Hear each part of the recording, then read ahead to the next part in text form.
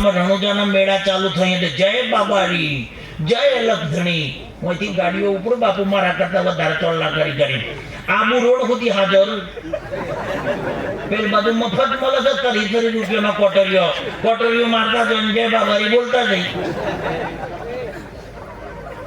તો દુપલી એક બાપુ હું હમણાં રણુજા જઈને આવ્યો તો પાલીના જોધપુરના વચ્ચે એક બોલેરો ઊંધી થઈ ગઈ હું જોઈ રહ્યો ને બુલેટો મારી ગઈ હું ગાડી બ્રેક કરી મેં કીધું ઉભી લે ભાઈ આખો ભગત લાગે છે તો મોય બધો ડેમેજ થઈ ગયેલો કોઈના કોણ તૂટી ગયેલા કોઈના હાથ તૂટી ગયેલા હાથ હતો હાથે હાથ ફેર તો કાચા કોપાછો કરીને મોય મોઢું ગાલ્યું ને એટલી ગદ્દ મારે ને બાપુ ફૂલ રેડી થઈ ગયેલો મેં કીધું યાર તમે રણુજા જતા ને તમને શરમ નહીં આવતી તો કે મેં જતન નતું લીધું બાપુ વળતર લીધું ડુપ્લિકેટ બગતરા ખેતર બગાડ્યું ખલ સણે ને સભા બગાડી કુડા લોક ભક્તિ બગાડી લોભી લાલચું જેમ કેસરમાં મિલ ગઈ ધૂળ મોંઘામાં મોંઘું કેસર પણ ચપટી ધૂળ નાખો તો કેસરની કિંમત મટી જાય તો આ દેહ પણ મોંઘો છે હવે તમે સમજીજો તમે બધા તો સમજેલા છો મુમુક્ષો છો એટલા આવ્યા છો પણ સમાચાર તો આવજો કે એક બાવો આવ્યો તો ત્યાં માથાકૂટ કરતો હતો હે આ વાત સમજાવવા જેવી છે સમાચાર આપવા જેવી છે અને બધાય મહાપુરુષો રામદેવજી મહારાજના હાથો હાથ આપેલા કળશની સ્થાપના દેવરાજ ધામમાં થયેલી છે અમારી ભૂમિ પર તમે આવો તો વર્ષમાં 3 દિવસ અમે રામદેવજી મહારાજનો હાથે આપેલી એમની પ્રસાદી બહાર મૂકીએ છીએ ભાદરવી બીજ મા બીજ ને ગુરુ પૂર્ણિમા 3 દિવસે કળશને દર્શન માટે મૂકીએ છીએ પણ સિદ્ધ મહાપુરુષો એકબીજાને મળ્યા છે દેવાય પંડિત જેવા મહાપુરુષ એમના ગુરુ મહારાજના પ્રતાપથી આ બધું ગુરુ પ્રતાપે મુકેશ રામ જીરો થઈ ગયો એના ગુરુના આગળ જીરો સદગુરુ આગળ તો શું છે આગળ અમુક બંકાવાય પાછા ગુરુ થી કે આપણે પેલા તો હવા જ હોય કે બાપુ અને શાંતિ રાખી પણ દેવાય પંડિત એવું બોલ્યા છે પેલા પવન ફરૂકશે ને નદીઓમાં નહીં રે નીર ઓતર દિશાથી મારો સાંઈબો આવશે એના ભેગા હનુમાન જતી વીર દેવાયત પંડિત દાડા દાખવે સુનો તમે દેવલ દેનાર ત્રીજી પંક્તિ જબરજસ્ત છે આજનો જે મહિમા ગુરુ મહિમા સદગુરુ મહોત્સવ લખ્યું છે ને નિરાત સંત સંમેલન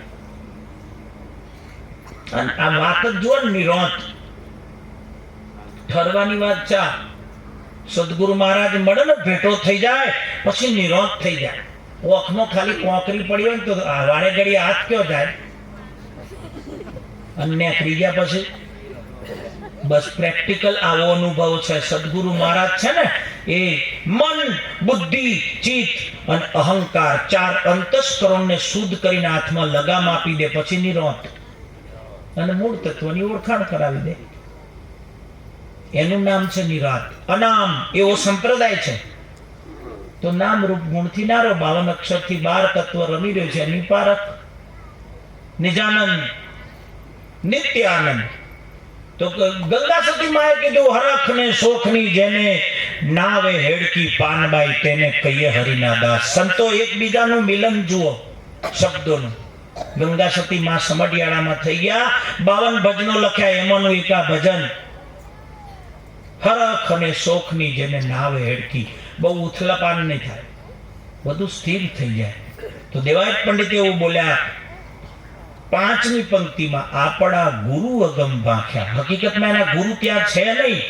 પણ દેવાય પંડિત એવું કહે છે કે હું જે બોલું છું ને એ મારા ગુરુના પ્રતાપે બોલું છું સદગુરુના પ્રતાપથી બોલું છું મારા ગુરુ અગમ ભાખ્યા પછી કોન્ફિડન્સ આવે છે કે એમાં જૂઠું જરી ના લગાય લખ્યું ભાખ્યું એક દિન આવશે આવું દેવાય પંડિત બોલ્યા એ ભૂમિ છે મોડાસાની બાજુમાં દેવરાજ ધામ હું તમને 31 તારીખનું આમંત્રણ આપું છું ને એ ભૂમિ પર દેવાય પંડિતની સમાધિ સ્થાન છે અને પછી બોલ્યા દોરડે દીવા બળશે 700 વર્ષ પહેલા બોલ્યા સાંભળો છો દોરડે આ દીવા એના પર હરતો છે હા અને પડી કે પાણી વેચાશે આવ્યું પાઉચ ના દૂધ પાણીમાં ચા દૂધ પાણીમાં છાશ પાણીમાં દહીં પાણીમાં પાઉચમાં આવી ગયું બધું ચારે બાજુ સીલ વચ્ચે પાણી એક પાઉચ એવું આવ્યું અને ગોઠ આવે છે, સીલ નથી આવતી.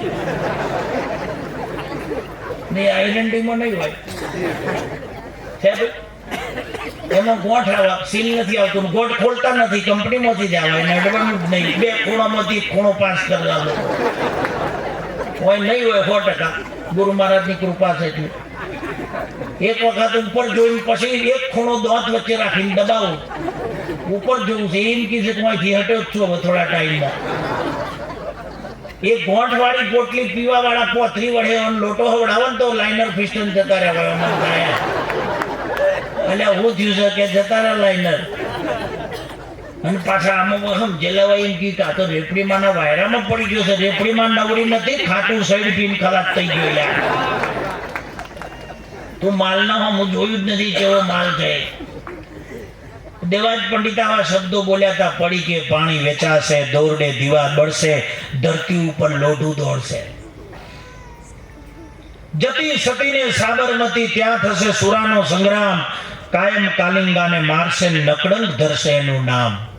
10મો અવતાર નકલંક, એનો અવતાર થશે. ખોટા પુસ્તક, ખોટા પાનિયા, ખોટા કાજીના કુરાન, અસલ જાદી કોઈ ચૂડો પહેરશે, આવા અગમના દાણ. આ શરીર રહે ને ત્યાં સુધી સદગુરુના વચને રહેવા વાળા કોક વિરલા હશે. આવી બધી વાતો લખી છે દેવાજ પંડિતે. પ્રેમ, દયા, કરુણા ઓછું થઈ જશે. પ્રેમ નામે નહીં રહે, દયા નહીં રહે.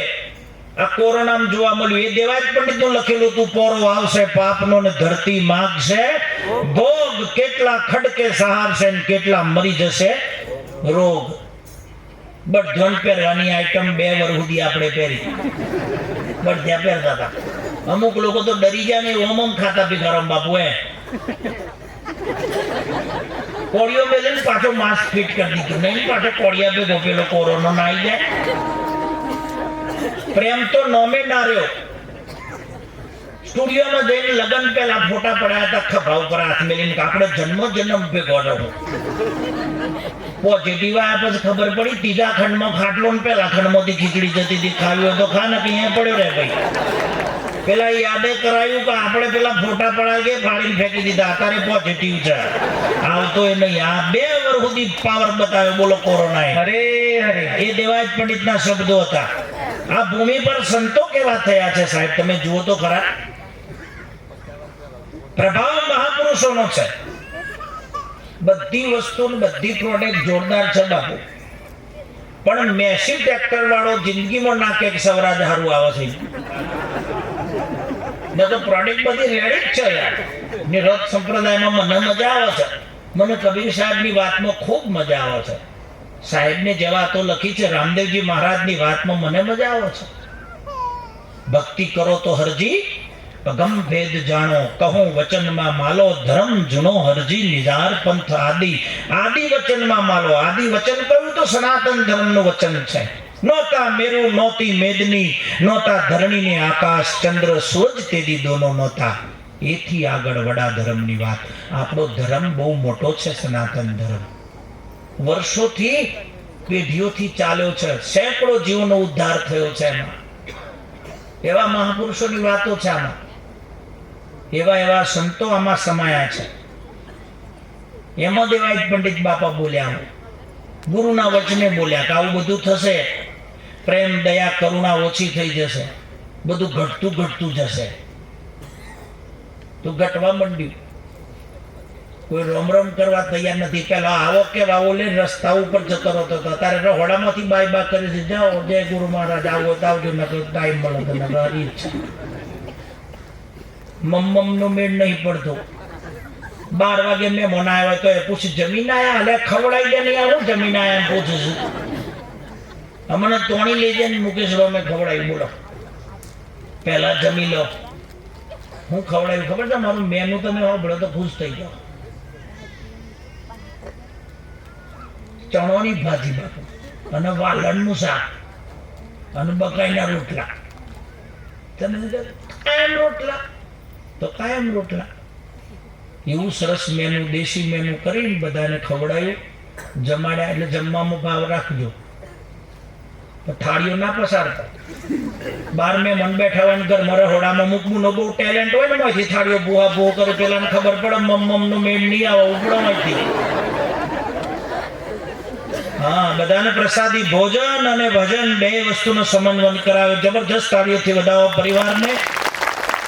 ભીખારામ બાપુ નો આ સુકૃત પરિવાર છે બધો, સત્સંગનો જ્ઞાની પરિવાર. એમાં કલ્યાણદાસ બાપુ, પૂજ્ય મહારાજ શ્રી, આપ સર્વે જનતા જનાર્દન, જતી સતી સંતો, આમાં કેટલાય મુમુક્ષો હોઈ શકે. પહેલા આ જનતા જે બેઠી છે ને, ચિત્તને એકાગ્રત કરીને જે વાણી વિલાસ થતો સાંભળે છે ને, એ બહુ મહત્વની વસ્તુ છે. ચિત્તની એકાગ્રતામાં નજરબંધી નથી બાપુ. નટનો છોકરો દોયડા ઉપર દોડે ને તો ઘણા લોકો આપણે એમ કહે છે નજરબંધીનો ખેલ છે. નજરબંધી નહીં, એની ચિત્તની એકાગ્રતા છે. જોયેલો છે દોયડા ઉપર છોકરું દોડે. એક ચોરી થઈને નીકળ્યો ને, એને જોયું કે આ છોકરું આપણા ધંધામાં કોમ લાગે એવું છે, ને પૂછ્યું કે તું મારા ભેગો આયે કે મારા બાપાને પૂછો. એનો બાપો ડુગડુગી વગાડે ને ઢોલકી, અને છોકરું દોડે. ચોરનો ધંધો આ તો ચોરને પૂછ્યું કે આ છોકરું મને હાલ છે ખબર કે મારો ધંધો બગડે, દિવસે મારા કોમ કરવાનું, કે મારો ધંધો રાતનો છે. ચોરને કીધું તો કે લઈ જા 1000 રૂપિયા જે રાતના. કે ઉઠાવ્યું છોકરાને. બાપુ મોટી સીટી હતી ને તો હજે કીધું ત્રીજા માળે ચડવાનું, અને આવડું મોટું ડિસમિસ આવ્યું કે બારી ખોલવાની, ખૂણામાં માલ પડ્યો છે લઈને ઉતરી જવાનું. બોલ થયે તારાથી પેલું શું કે ઘડીના 6ઠ્ઠા ભાગનું કોમ છે મારું આ. 3:30 વાગ્યા હતા રાતના. કે તને ચડ કની વાટ જોડું છે. છોકરું કે ડુગડુગી વગાડો. બૈડા હાજર બાપુ રાત્રે 3:30 ડુગડુગી વગાડીએ તો. અરે કે ડુગડુગી ના વગાડે કે ના, મારો બાપો ડુગડુગી વગાડતો તો તો જ ચડતો હતો.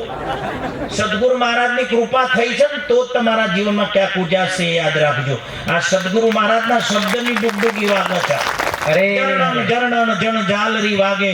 દાસી જીવણ બાપાએ લખ્યું છે, દેખંડા કોઈ આ દલમાં, પરખંડા કોઈ આ દલમાં, નિરખંડા કોઈ આ દલમાં, જરણ જણ ઝાલરી લાગે.